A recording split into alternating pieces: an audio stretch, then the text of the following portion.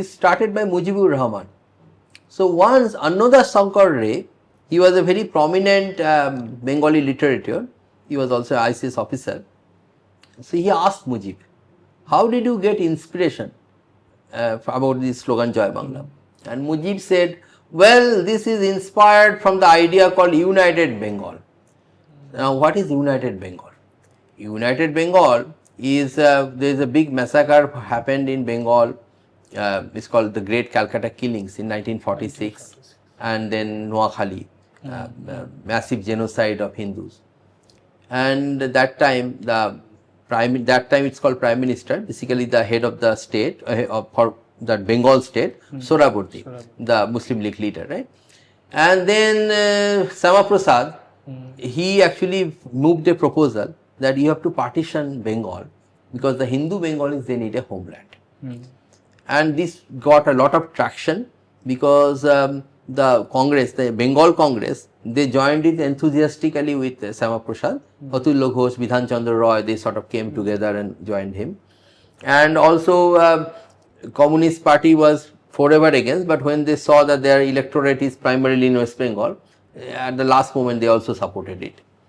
Now when this is being done, that time this Sohrawardy actually made a conspiracy.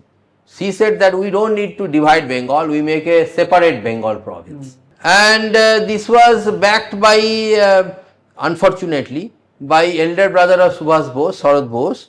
But Sharad Bose, even unfortunately, he did not have the acumen, political acumen of his younger brother. Whatever people are saying, he used to believe that.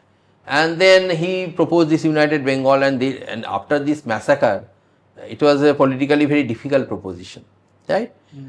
Then Mujib is saying he is inspired by that. So the idea of Bangladesh is to make the entire Bengal, right, into it. You see my point? And this has been made more explicit by an Awami League leader.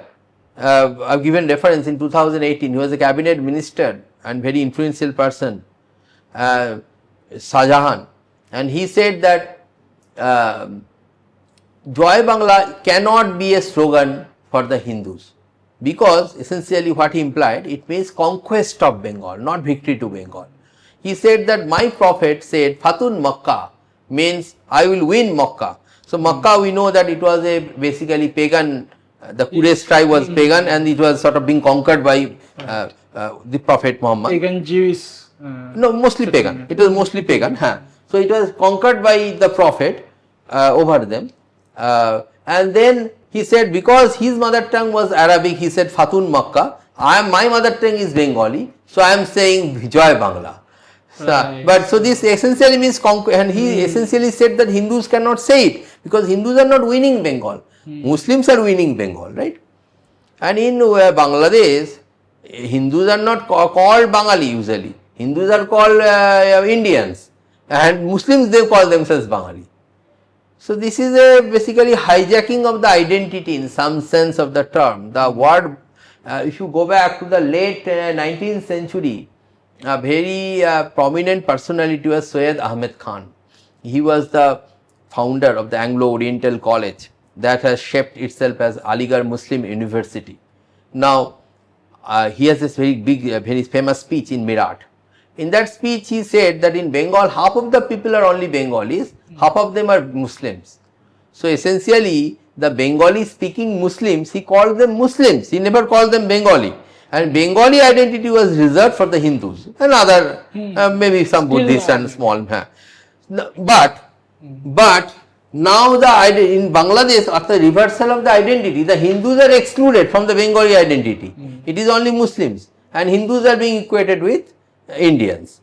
And so this is, you can see how this identity is being hijacked in the name of language. It is another way of looking at imperialism. Right. The history we know about Mujibur Rahman is not totally as it is. But Mujibur, to be fair to him, although he has paved the narrative and all, but the other side is actually extremely, I mean, even more sort of Islamist.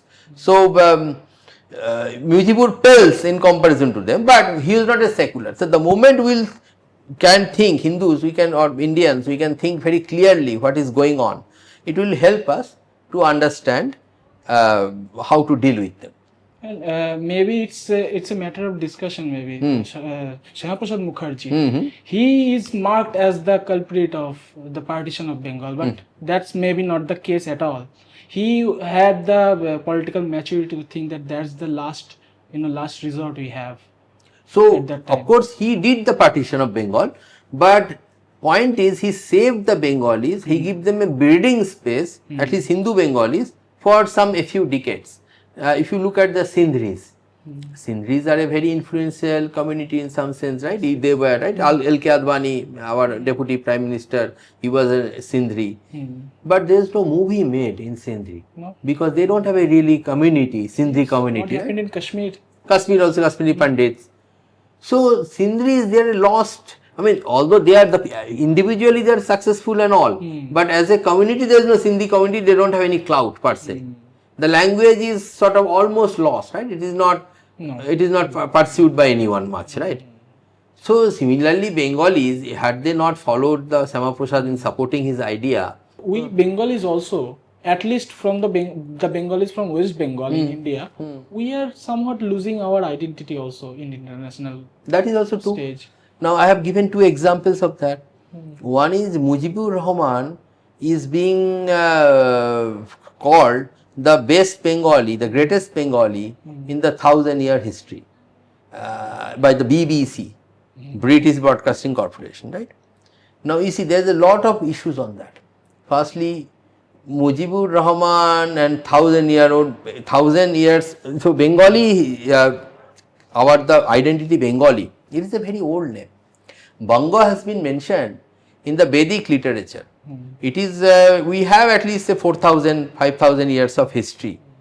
I am not going to tell all that about it. There is Banga, Pundra. Anga, Banga, Kalinga. In Mahabharata, Banga has been mentioned as one of the very prominent place, right?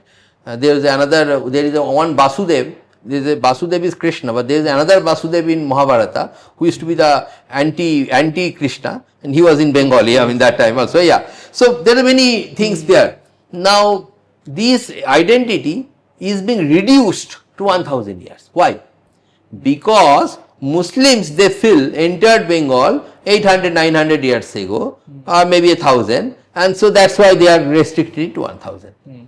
Secondly, if you want to look at good people from Bengal, there are many great literatures, right? We have Jaydev, we have Chandidas, who said that Savar upore manush satya. So man is the greatest humanist, right, of the medieval age, Chandidas.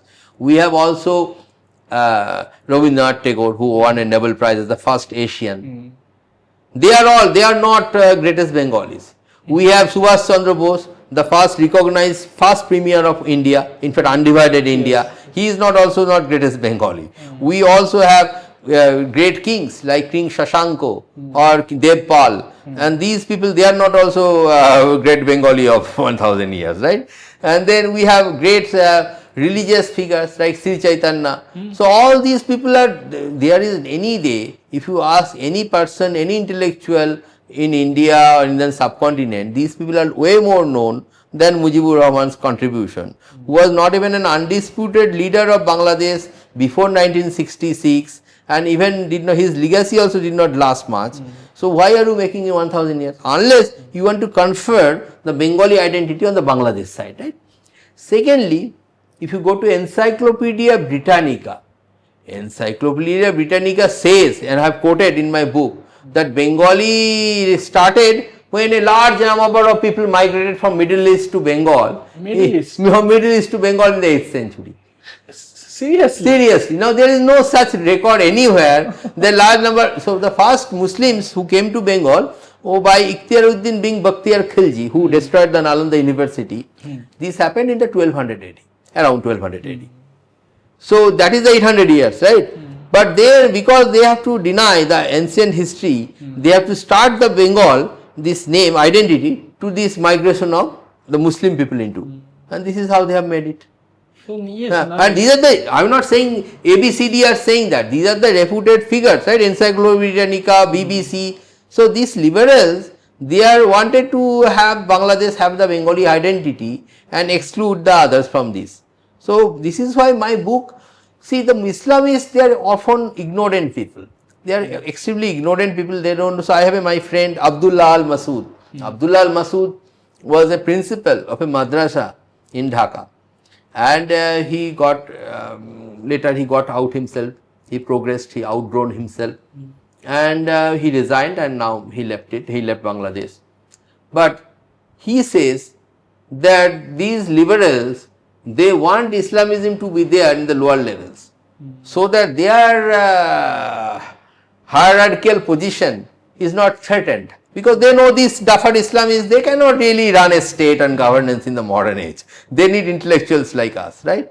Now, but they also don't want, so they want Islamism to have there to some extent, but they don't want in the upper echelon, they don't want to show we are Islamists, so they give an aura of secularity to other people, and this aura sort of impresses our Bengali intellectuals who visit Bangladesh once in a while and other things.